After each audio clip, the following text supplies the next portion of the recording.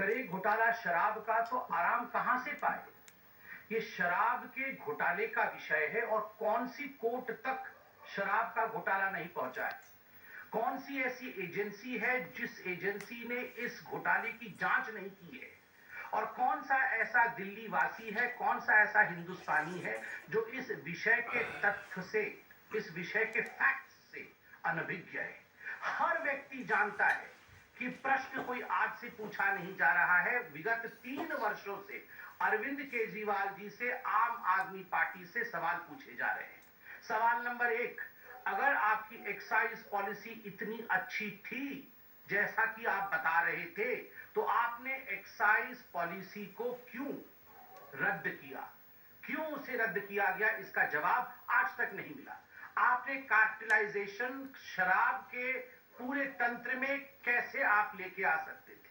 आपकी खुद की एक्साइज डिपार्टमेंट ने आपसे कहा था कि एक्साइज की पॉलिसी उचित नहीं है, शराब का कारोबार सरकार के हाथ में ही रहना चाहिए, प्राइवेटाइजेशन नहीं होना चाहिए।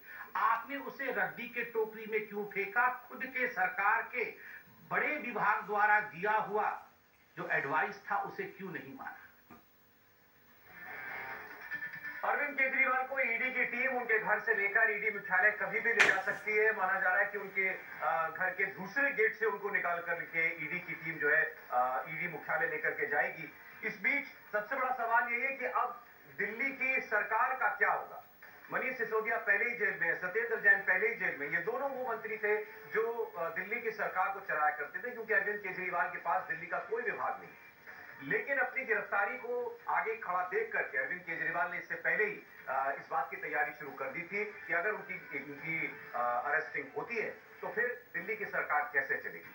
बार बार उनकी तरफ से यही कहा गया, उनकी पार्टी की तरफ से यही कहा गया कि गिरफ्तार होने की सूरत में भी वो इस्तीफा नहीं देंगे। आज भी उनकी पार्टी के तमाम नेता यही बात कह रहे हैं कि अरविंद केजरीवाल को ईडी ने गिरफ्तार तो जरूर कर लिया है, लेकिन जेल से ही सही मुख्यमंत्री तो अरविंद केजरीवाल ही रहेंगे। सरकार जेल से भी चलेगी, लेकिन अरविंद केजरीवाल इस्तीफा नहीं देंगे, वो सीएम पोस्ट से रिजाइन नहीं करेंगे। यही बात उनके सरकार में शामिल मंत्री भी कह रहे हैं। लेकिन ये बात कहना एक बात है, इस बात को करके दिखाना और मुश्किल होगा।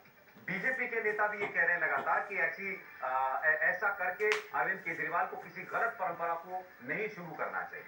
पर आपको सोच के देखिए, दिल्ली का मुख्यमंत्री जेल में हो तो दिल्ली के कैबिनेट की मीटिंग कैसे होंगी। हर बुधवार को दिल्ली में कैबिनेट की मीटिंग रखी जाती है, मुख्यमंत्री की अध्यक्षता में कैबिनेट के सभी लोग बैठते हैं, दिल्ली के फैसले करते हैं, दिल्ली की फाइलों पर दस्तखत किए जाते हैं। अरविंद केजरीवाल जेल से सरकार कैसे चलाएंगे? और यहीं से ये सवाल भी उठता है कि आखिर